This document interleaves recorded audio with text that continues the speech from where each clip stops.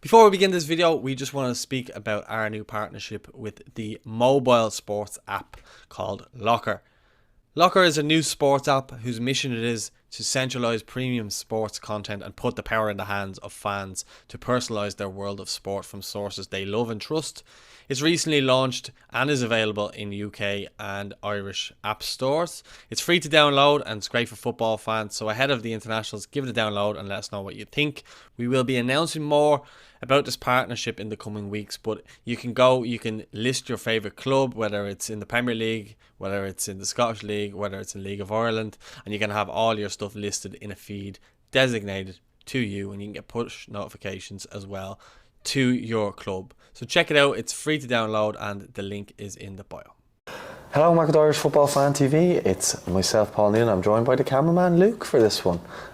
Luke's been vlogging all this trip around, and we're staying an extra night in Glasgow. So pretty much Luke's the only guy around to do the preview with. So he was at the match with us yesterday. He was filming everything there. So if any of you are into that weird TikTok stuff, follow Luke at Young Luke. So yeah, we'll have that pop up. But yeah, I suppose we're going to do, this is the final word, and we're going to get in, we're going to dissect last night's game. As painful as it was to watch it back, but we did.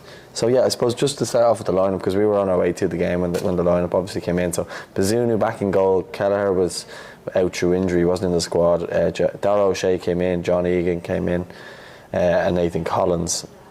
Isaiah came in, but O'Shea pretty much came in for Duffy there.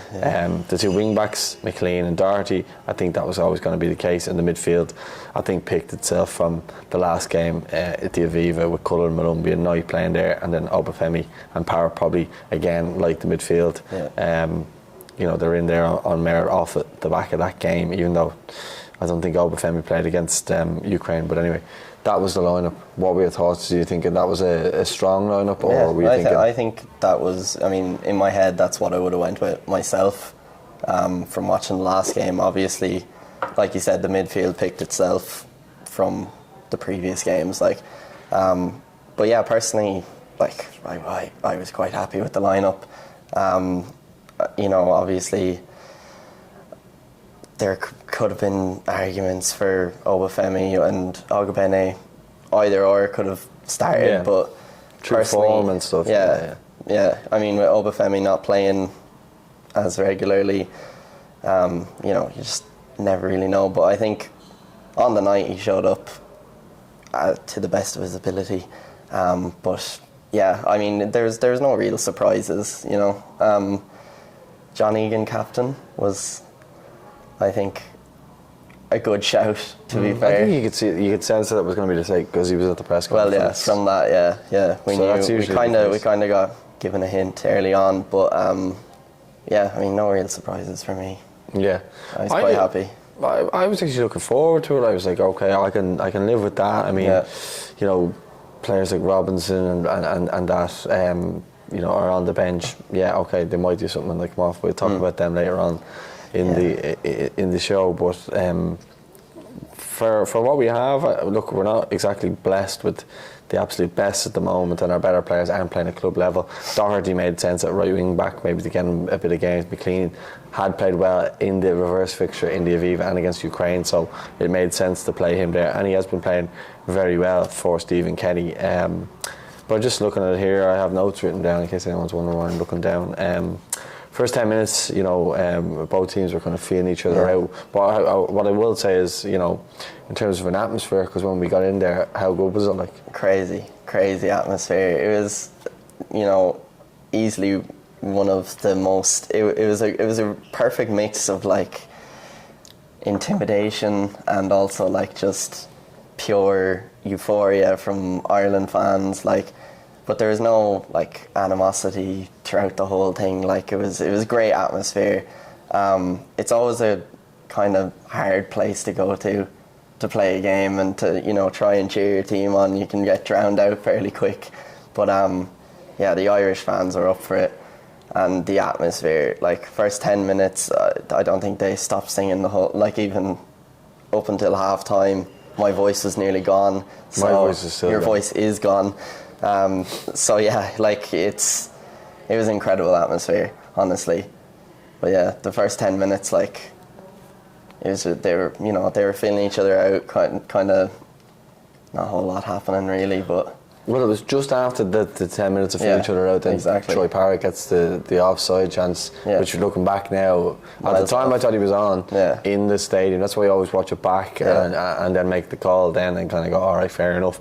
And he was well off, but it was a great finish. He was, in fairness. I mean, unlike the finish later on in the game, which again we will come to that. But yeah, it wasn't the best. But in terms of, that really got the Irish crowd up. Yeah, they were out singing the Scottish crowd, and Ireland were looking comfortable, and they were starting to kind of get a bit of a rhythm going. I have here in the 14th minute, McGinn fouls Jason Knighton. Should have been a yellow. I think if that was later on in the game, it would have been. Now he kept getting away with fouls throughout the whole course of the game. To be honest with you, a good lot of them did.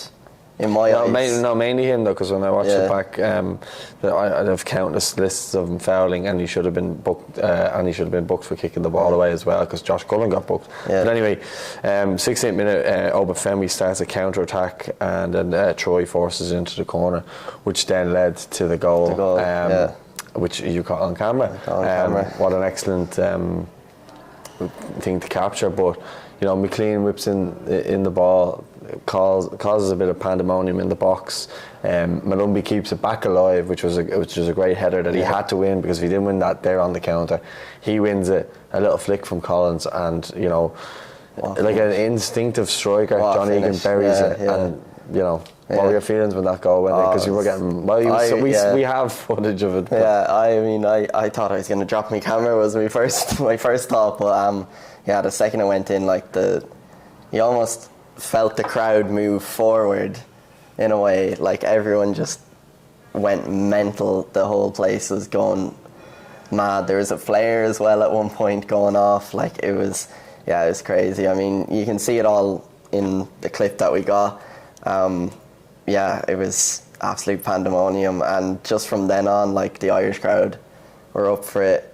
I didn't hear Scotland throughout that whole first half, really, to be honest. So, I mean, it speaks for itself, really, what happened. So great celebrations. I thought they came over, and John Egan, then he was facing the Irish crowd, and kissing the badge and stuff like that. I think they said on the commentary that he was dedicating his first goal to his daughter that was born.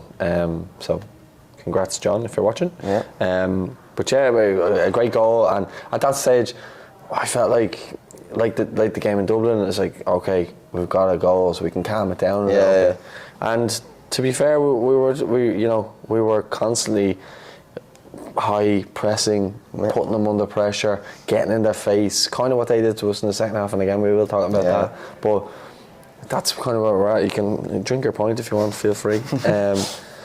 Just looking there, that was in the 25th minute. We were really kind of pressing them, and there's not a whole lot in between that. Then Scotland getting back into it. Great defending by us, and then Tierney got the injury, and obviously he went off with like a concussion. So I hope he gets back, because he seems like a good lad. He's a good Celtic lad as well. And then we have in the 44th minute there, the difference. I know we were saying about Obafemi, and some people were like saying, why does he start and stuff like that, but if you look at all our counter attacks, they all came from him, and he actually kept, from corners and stuff like that.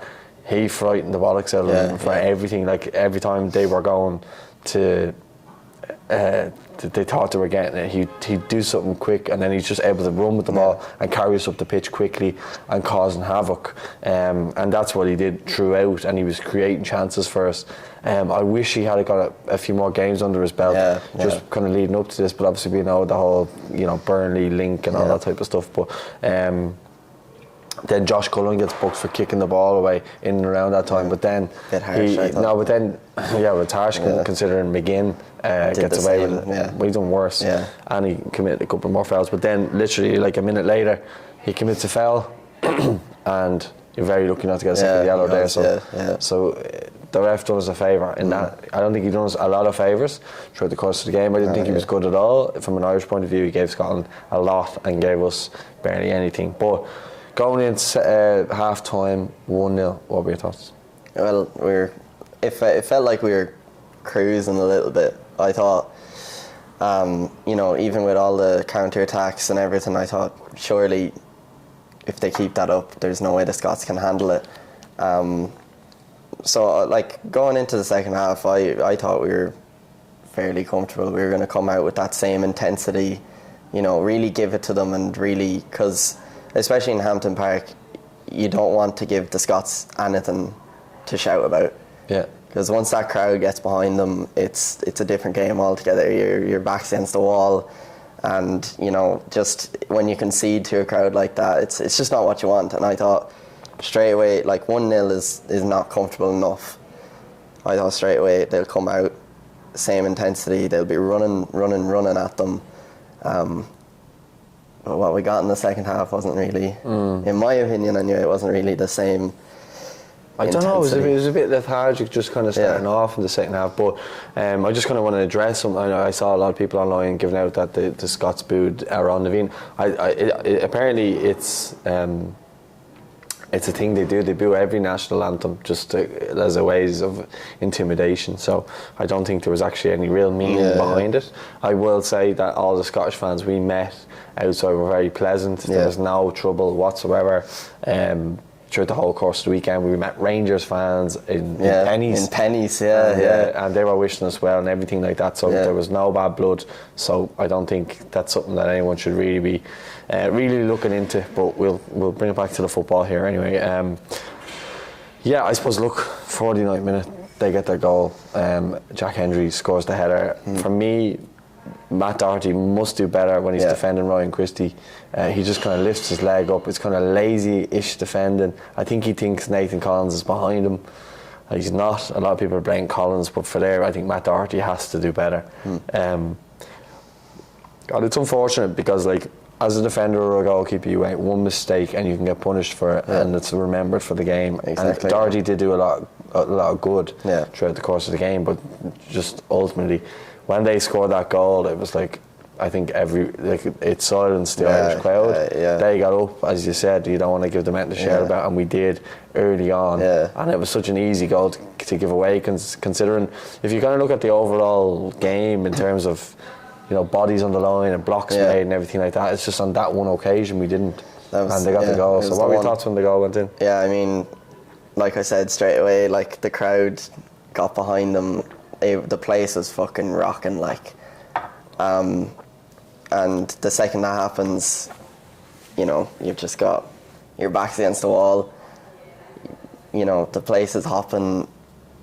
There's not a whole lot you can do, and especially straight after half time, like that's the perfect time for them to get a goal. It's, you know, they're fighting an upward battle the whole time, and then the second they get that goal, it's just game on. Smooth sailing from there, like, for them. So it really put them on the front foot, like, straight away.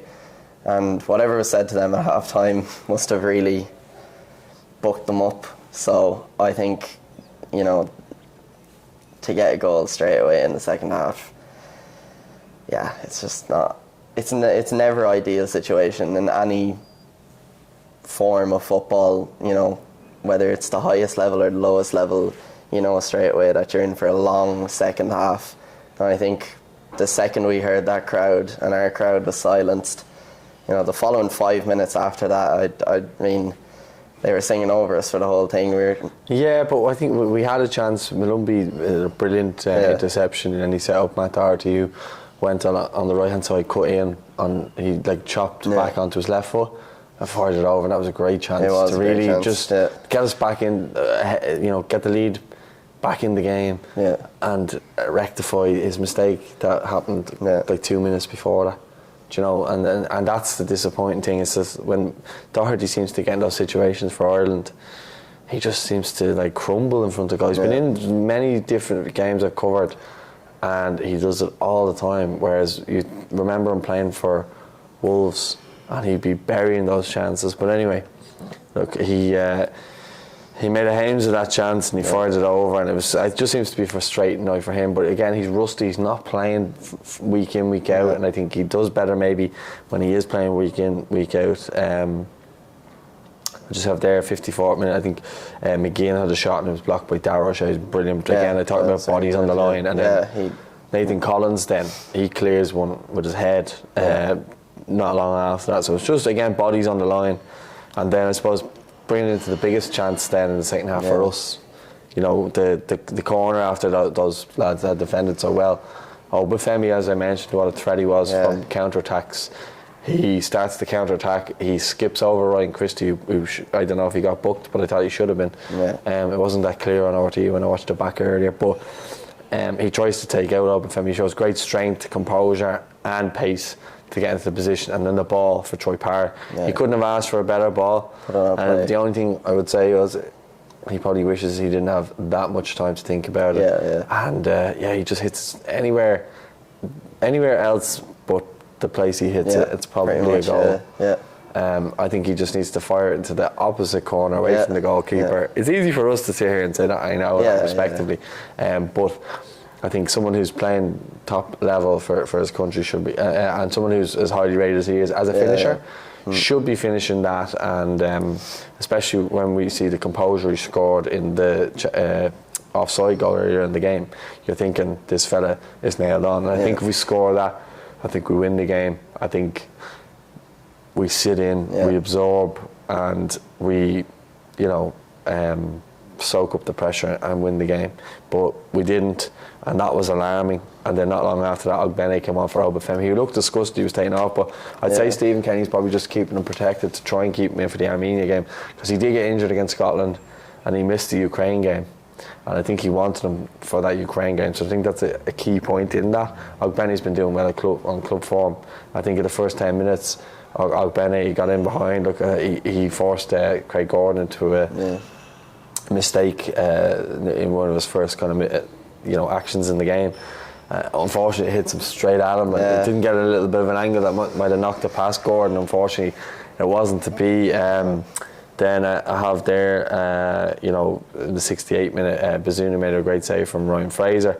69th minute, then a corner, and Doherty.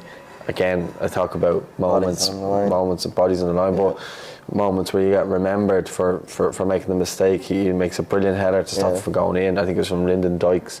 He gets there first and clears it. And unfortunately, as I said, because of the earlier stuff that happened, he's remembered as being the one that was at fault for the first goal. Instead of, he makes a goal line clearance at 1-1, and Troy Parrott should really be bailing him out. So that's the thing that annoys me about, because sometimes I play in defence and you're blamed on everything, but the striker who misses the chance gets away with everything, you know what I mean? So I think in some cases, I don't think Matt Doherty would be buying him a point for that miss. But then in the 78th minute or 76th minute, Robinson comes on, Aaron Brown comes on, Seamus Coleman comes on, and Troy Parrott, Matt Doherty and Jason Malumbi all go off. At that stage you can see Stephen Kenny's trying to go for it at this point. Don't know why Matt Doherty came on. It might be the same thing. Might be that I did see him go down. I don't know if it was a cramp or something. Yeah, he went down. Doherty, that is. So I think if you look at the subs, they made sense at the time. Coleman again not playing at club level. I think that showed when he came on. He didn't look sharp. But they came on. Then 78th minute, John Egan blocks Callum McGregor's shot from the edge of the box. Brilliant block. That leads to the corner. That then leads to the penalty. And John Egan actually is the man who pushes Adam Brown into it. So what I think what happens is, let's move that on my hand. I think what happens is Egan pushes Brown, but Brown thinks it's a Scottish player, so he puts his hand out to kind of go ref, So I think that's what it backfired massively. And they got a penalty out of it. Ryan Christie scores. But when that goal went in, I know there's a lot to absorb out of what I spoke about there, but that's just to kind of paint a better picture for anyone who may have not watched it back, that these are all the kind of key moments that happened. So the subs came on, and then not long after the subs came on, then they got their penalty. But what were your thoughts when you saw the subs coming on, and then leading into the goal and the penalty? We obviously all thought it wasn't a penalty. I mean, in the moment, obviously, from where we were, it didn't look like a penalty, but obviously when we watched it back, it was pretty obvious. It was a handball. Stonewall handball. For me, when the subs came on, I thought, right, they're really going for it. Like, it's time to up the ante, kind of. It just didn't happen for us when like Callum Robinson. Don't think he did a whole lot when he came on personally. Coleman, like you said, it does show he's not playing week in, week out. Obviously still good, but he's still always he's a quality player, but the only thing he really doesn't have noted in the game is got a yellow card for arguing with the rest. Yeah, exactly. Yeah, and that's not having a go at him. It's just you're bringing I would call him a former wing back. He's gone into a more centre back role with Everton now, because they know he can't get as forward as much because his body's he's 34. Like. Yeah. But you're looking at him, and you're looking at him to be your answer to come on. Is there better options there? You know, you got Festi Abazelli. You know, he's playing with Udinese in the top of Serie A, and he lets him go up to the 21s. I think, is there a bit more of an emphasis on trying to help the 21s get into this playoff? It's, you know, because we're such a small pool of players, it's hard as well. You can't just kind of juggle on these things, and that's the most annoying thing. Like, obviously, look, Ryan Christie. Great penalty. He has a touch of class about his left peg is unbelievable. Yeah. But I'm just looking through the kind of last bits of the game there. You know, Brady came in for James McLean, didn't really do anything. He got fouled by John McGinn, and that sparked a brawl. It was good to see the Irish players kind of getting around and being in for each other. You know what I mean, and showing a bit of heart. That was good, but it didn't affect anything. My voice is really gone.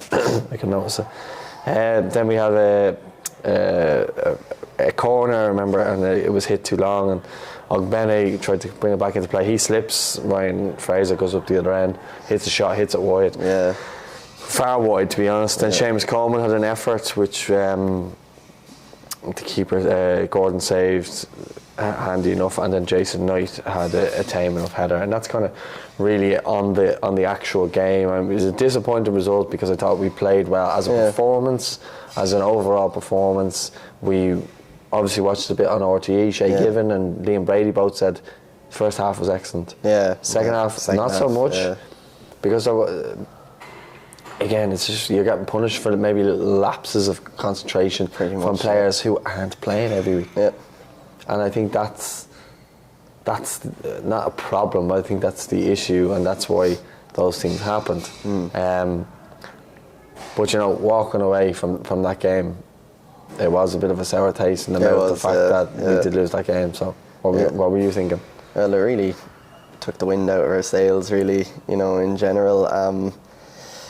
I think, you know, even from talking to a couple of Scotland fans, they thought even a draw would have been a fair result. I didn't think we played that bad. I think just the intensity kind of died down in the second half. The second they got the goal, it really deflated. It just felt a bit deflated. Yeah, the momentum switched completely, and you know, when you're battling up against that, like, there's only one way to go. But yeah, like, it was a good performance, but obviously not good enough to get the win. See, the problem I always find with these things is, you know, there's already Kenny out, there's a comments. Yeah. Phil Kenny out, but like, he can't play the game for them. Yeah. Do you know what I mean? He sets them up in such a way, and then people go, "Will he picks the players?" And I agree with that. But there's certain parts of certain elements. Out of his people control, people compare this Irish team to the team under Jack Charlton and the team under Mick McCarthy and Martin O'Neill, and you got to go back and you got to actually look at the players and who they were playing for at that time. Majority of our squad is made up of League One players, Championship players, 2 actively playing players in the Premier League, and it's 2 of our youngest players in Bazunu and Collins. Seamus Coleman's on the bench every week for Everton. It'll probably change now because Nathan Patterson's injured. You've got Shane Duffy, who's been on the bench for Fulham since he's gone there. Matt Doherty on the bench for Spurs because I think he's still got an injury from last season, but I think he played a lot of pre-season. So 3 of our best and most experienced players aren't playing. 2 of our youngest players are playing in the Premier League, and the rest of our players are playing in either League One or the Championship. and some of them may be off playing somewhere else if I go and look at it all. Are our expectations too high as a country, considering what we've had previously, and realising that Stephen's done a great job bringing these players through, but they may not quite be at the level that we're expecting them to be at just yet, but they're on the way, crest of a wave at the minute to get there. Yeah, I agree totally. Like, I don't agree with anyone that says Stephen Kenny should be gone, or Stephen Kenny out, all this stuff. They have a right to an opinion in terms of results. Yeah. But if you're basing it just on results and not looking at the games, I think there's a lot of people out there who view football differently.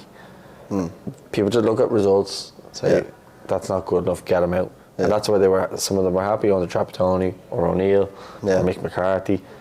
Some people just don't like Stephen Kenny because he's a League of Ireland man. That's just the harsh reality of it. Is these people who don't watch the League of Ireland and don't think it's up to anything, and they follow maybe top teams in the Premier League, and they're used to watching their team with top class players every single week, and they're expecting our players to perform and do stuff that those players are doing. You're playing the best of a nation against the best of another nation. Do you know what I mean? And it bugs me that I see these people all the time coming out with their facts and their stats and all this, and that's great. But like, I watched that game yesterday. Came away going, it was a good performance. We lost the game, but I thought we played well. And on another day, we would have won the game. Yeah. Better finishing, we would have won the game. Yeah. It's not like a case of we were absolutely ridiculous. We didn't have shots on target. We weren't going at them, because that's the way people are talking about that game. Exactly. Yeah. Does that not frustrate you as much as it frustrates? Like, I'm visibly frustrated here when I think of it. I mean, obviously, but I mean, in my opinion, it's going to come with time. Like anything, Rome wasn't built in a day. Like, there's a pool of players coming through. They're young. Just mind your mic on that there. I don't know, on this hand there. Oh, right. There's a pool of players coming through. Like, they're young. It'll come with time, I think. But I think people's expectations may be a bit too high. Like, you can't be expecting, Troy Parrott to go out and play like Lionel Messi, or like you need a certain amount of realism to it. So in my opinion, what I will say is, right, because I kind of put you on the spot there. What I will say is, we have to be Armenia or Downey's in trouble. Oh yeah. Because the reality here is Ukraine have won 5-0 against Armenia. Yeah. So I think they finished top of the group now through that, or it's definitely between Scotland and Ukraine now anyway. Yeah. And then it's between us and Armenia. Yeah. So if we get beaten by Armenia, we're relegated. Yeah. Oh no. Then serious questions have to be asked. Yeah. But Stephen didn't do himself any favours by coming out and saying originally that he wanted to win the group, and that's the thing that's killing him. Yeah. Is that when you come out and you say brash things like that, that's when you are going to get judged, and nobody can defend you then, because you've gone and you've said it. Yeah. Architect of your own downfall, pretty much. Yeah, at that stage. But I mean, Armenia is such a huge fixture now, and it's in the Aviva. There should be a full crowd there. Yeah. Voice. Should be a full crowd there, and if we don't beat them, and look, we struggled to beat Lithuania, and I know it was a friendly, and it wasn't a lot of our starters, but we have to go there, and we have to really go at Armenia and put the game to them and really get a result, because otherwise then it will be calling for the manager, because if you get beat by Armenia twice, look, as I said earlier, it's a results based business, and if you're not getting results, although performances have been good, that's what you'll ultimately be judged on. Yeah. Any final thoughts before we finish up? I think at the same time, having said all that, Scotland didn't play that bad either. You know, in fairness, Well, they're a you good know, side. they're a solid side. Don't forget, if you look around their team, bar maybe the goalkeeper, a lot of their players are playing a decent level. McGinn's Premier League, McKenna's Forest Premier League, McTominay Premier League, Celtic players Champions League. Yeah, See what I mean? yeah. They're all playing at a higher level. Yeah, like having said all that, you know, that's what I'm saying. Like to lose to Scotland with a performance that we had it's bad to lose, but with how we performed, I think, you know, you can't be disappointed, and especially that is a solid Scotland side. Now it's different if it was against Armenia and we ended up losing. It's a different story naturally, and that's kind of, you know, touching on the point you were saying earlier. Like, you know, if I'd start questioning it then at that stage, but to question it now after losing to Scotland, I don't really think it's a fair thing to say. You know? So I think that's a fair way to end it. Yeah. Let us know your thoughts in the comments. What were your overall thoughts on everything we've spoken about there? We've covered a whole lot there. I don't think we've left anything out. A lot of people give out to us when we don't question why the manager should be sacked or whatever. It seems to be every time Ireland play, we have to have that discussion. But yeah, let us know your thoughts in the comments. Don't forget to like the video. Don't forget to subscribe if you're listening on podcast platforms. Don't forget to give us a rating if you can. 5-star rating would be great. And we will speak to you soon. Check out all our other content. Luke's going to be putting together a brilliant vlog from this trip as well. So make sure you go and check that out. We'll speak to you all soon. Thanks for watching.